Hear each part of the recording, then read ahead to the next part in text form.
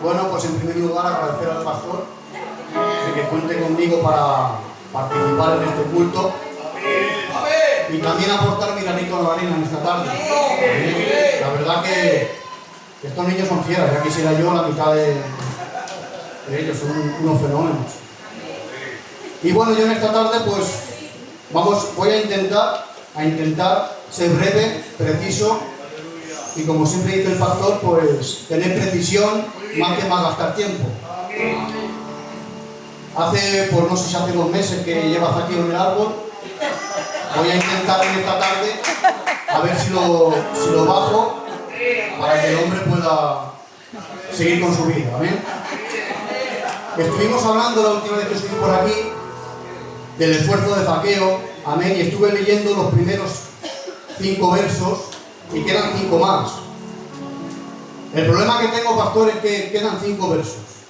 Y como ha pasado tanto tiempo, mientras que voy estudiando lo que tenía, Dios te va regalando más. Entonces no voy a poder compartir los 5 textos enteros. Sí que le he pedido a Dios que me dé lo que esta tarde necesita la iglesia. ¿Eh? Hasta ahora, ¿cuántos están bendecidos en el nombre de Jesús? Pues esperemos que Dios siga bendiciéndonos. Amén.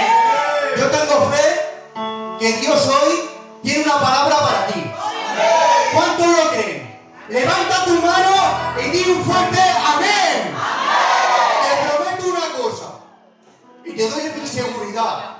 Si lo que Dios me ha transmitido a mí, lo que me ha hecho sentir en su palabra, te lo hace transmitir a ti hoy, sales bendecido 100%.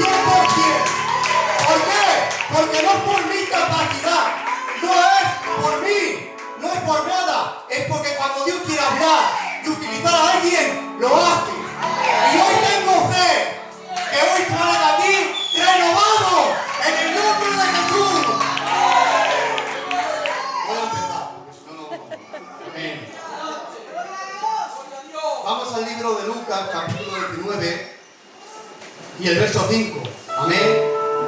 Y dice la palabra del Señor: cuando Jesús llegó a aquel lugar, mirando hacia arriba le vio y le dijo: Zaqueo, date prisa, desciende, porque hoy es necesario que posee yo en tu casa. Amén. Voy a pararme aquí y después continuaremos con el siguiente verso si tengo tiempo, si no pues pararemos. Amén. A mí me llamaba la atención una cosa, y es que Jesús le llama por su nombre. Le dice: Zaqueo, desciende. Y yo me puse a pensar y a indagar y digo, ¿quién daba información de Zaqueo? O quizás, porque otras veces sale lo mismo que pasa en el libro de Lucas, pasa en el libro de Marcos, o el libro de Mateo, o otro evangelio. Lo explica de diferente forma, pero suele salir también a veces. Pero he estado mirando y solamente sale aquí. No veo información que le dé nadie a Jesús de Zaqueo.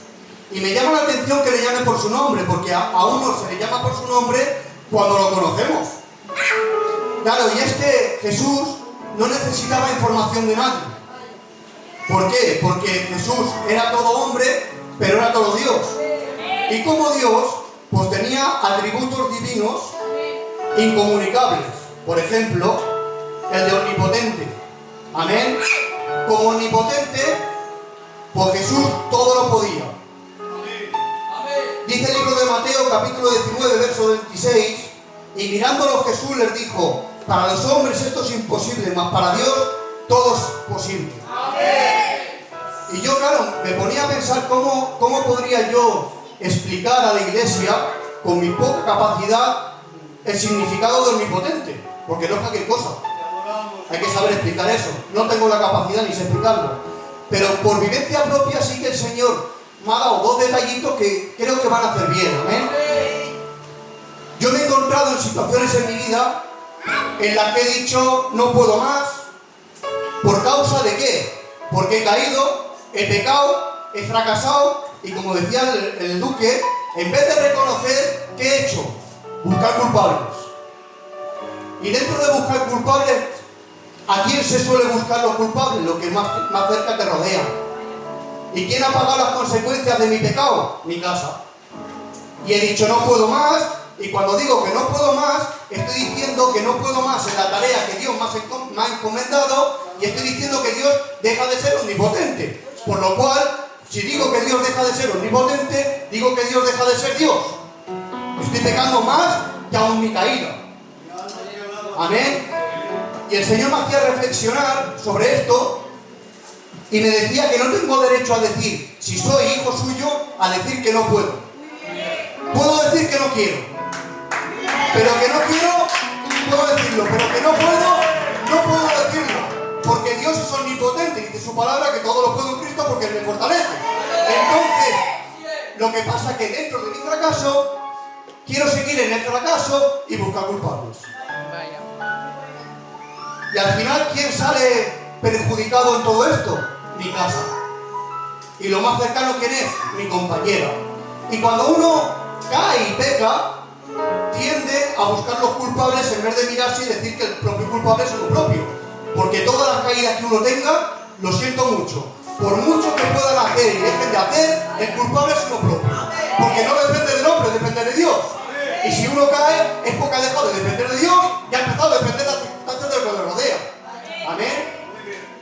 Entonces, el Señor me decía, cuando caigas, deja de meter tu carga y tu pecado en tu casa. Bastante tiene tu compañera con lo suyo para que encima hagas culpable tú a los demás y a los que te rodean de tus circunstancias. Amén. Y uno suele, en vez de reconocer su problema y su error, pues tiende, como he dicho, a buscar culpables. ¿Y en qué se suele, por lo menos yo hablo por experiencia, no estoy hablando por nadie, amén? Pues en vez de reconocerlo, ¿dónde me voy yo? A mis debilidades. Ahí me refugio, en mis debilidades. Y una vez he caído en mis debilidades y me he sumergido en el pecado y me he apartado de Dios, ahora empiezo a buscar las formas inteligentes y las maniobras perfectas para que no parezca tan culpable y buscar a los otros, a los demás. ¿Para qué? Para no sentirme tan mal como me siento. Tengo que decir que nadie es culpable de nada. Que lo que nos pase, los únicos culpables somos nosotros. Amén. Voy a intentar continuar un poco, si no, no. Otro de los atributos que tiene Dios es que es omnisciente. Dios conoce todas las cosas antes que pasen. Dice su palabra, oh Jehová, tú me has examinado y conocido. Tú has conocido mi sentarme y mi levantarme, has entendido desde lejos mis pensamientos, has escuadriñado mi andar y todos mis caminos te son conocidos. Muchas veces caemos y lo que hacemos es, en vez de reconocer el error, como estamos diciendo, decir ya no tengo solución, porque he fracasado. Tengo que decirte que para Dios nada le pasa por sorpresa. Y muchas veces dices, pero ¿cómo me va a volver a bendecir Dios si he vuelto a caer en la misma piedra? Te digo que a Dios le sobra misericordia para perdonarte cada segundo de tu vida. Amén. Es un engaño diabólico el, por ejemplo, en esta tarde, el decir, a mí me gustaría cambiar, pero me conozco y sé que puede ser un síntoma emocional en esta tarde y no entregar mi vida para Dios o reconciliarme con Dios, porque mañana voy a seguir pecando. Tengo que decirte en esta tarde que tú no pienses en el futuro. No lo conoces. Tú no eres omnisciente. El omnisciente es Dios. Amén. Por eso en esta tarde quiero animarte y decirte que hoy es necesario que desciendas, como Jesús le dijo a Zaqueo. Amén. Y otro de los atributos que tiene es que es omnipresente. Eso lo predicó muy bien nuestro hermano Mario. La verdad que me tiré como 5 o 6 días dándole vueltas y vueltas y vueltas, y la verdad que fue impresionante, me encantó. Omnipresente es que está en todos los lugares. No voy a añadir nada más, porque imagino que todos nos acordamos, como lo explicó el hermano Mario, que Él ocupa todo lugar, tiempo, situación y en todo sitio. Amén. Claro, y muchas veces yo me he comportado de tal forma que con mi comportamiento he dado a ver y a entender que Dios no es omnipresente. ¿Por qué? Porque quizás me he alejado un poco de la presencia de Dios y he empezado a caer en mis debilidades. ¿Y qué he hecho? Esconderme del pastor, esconderme de los obreros, como si el problema está en que ellos me vean. Ese comportamiento es significado, y estoy dando a entender, que Dios no es omnipresente. Por lo cual, si Dios no es omnipresente, no es Dios. Es un comportamiento mundano en el que no es cristiano. Por eso yo he entendido en el que yo me he esforzado muchas veces en apartarme de la presencia de Dios. Esto puede sonar un poquito raro, pero tengo que ser sincero, estoy en mi casa con mi familia, ¿eh? Yo lo he intentado más de una vez, sobre todo dentro de cuando uno fracasa, intenta apartarse de la presencia de Dios. Predicaba el hermano Gaby de vivir en la presencia de Dios y de buscar la presencia de Dios. Pero una cosa es buscar la presencia de Dios y otra es que la presencia de Dios te busque a ti. Yo creo que los que hemos nacido de nuevo tenemos que buscar la presencia de Dios, por supuesto que sí.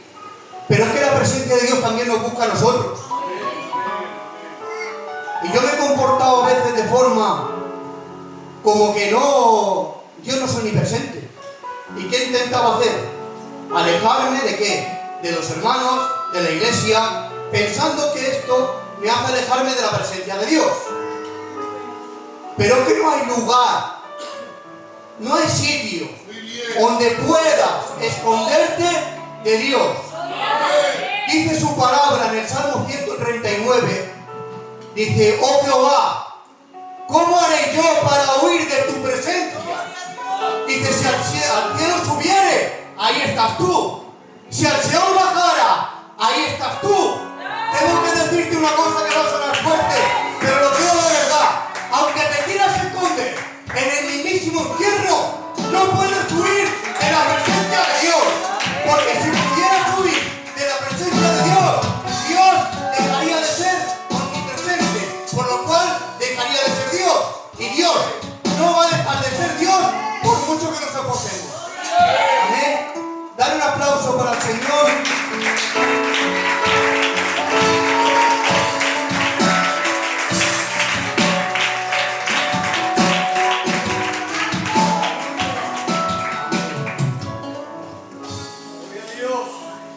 Sigue diciendo la palabra del Señor. Entonces él descendió a prisa y le recibió gozoso. Al ver esto, todos murmuraban diciendo que había entrado a posar con un hombre pecador. Estos dos textos los voy a pasar, voy a tocar uno más y ya está. Entonces Zaqueo, puesto en pie, dijo: Señor, he aquí, la mitad de mis bienes doy a los pobres, y si en algo he defraudado a alguno, se lo devuelvo cuadruplicado. Yo aquí pensaba y decía, y le preguntaba a Zaqueo. Digo: pero Zaqueo, ¿quién te ha exigido nada? Yo no veo que Jesús le esté exigiendo: tienes que hacer esto, tienes que hacer lo otro. Simplemente Jesús le dice: hoy es necesario que yo puse en tu casa. Y de la propia voluntad de Zaqueo dice las cosas que él sabe que está mal y dice que va a dejar de hacer. Y yo le preguntaba a Zaqueo y Zaqueo no me respondía. Seguía preguntando y Zaqueo no me respondía. Y el Señor me decía: deja de preguntar a Zaqueo, porque Zaqueo no te puede responder, pregúntame a mí, y yo sigo vivo. Amén. Y le pregunté al Señor y el Señor me lo hacía entender de una forma que a mí me hacía mucho bien. Me dijo: vete al libro de Marcos capítulo 10, verso 17. Amén. Y todos sabemos la historia del joven rico. Dice la palabra del Señor que hay un joven que va corriendo y se inclina de rodillas ante Jesús y le dice: ¿cómo haré yo para heredar la vida eterna? Y ahora Jesús le dice: los mandamientos sabes, cúmplelos. Dice: esto lo hago desde pequeño. Este joven no era cualquiera. Este joven es un hebreo, un judío. Amén. A este joven le enseñó desde pequeñito los mandamientos de Dios, no los 10 mandamientos, sino los 613 decretos que tiene la Biblia. Amén. Este se lo sabía bien. Estaba intentando hacer preguntas a Jesús porque seguramente que le había salido bien con otros pastores. Amén. Hay gente muy inteligente que prueba, y según sea el pastor, así no actúa. Amén. Entonces,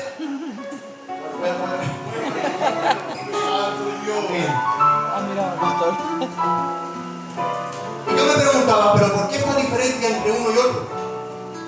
Y le decía a Dios, esta es la diferencia del que recibe vida y el que no.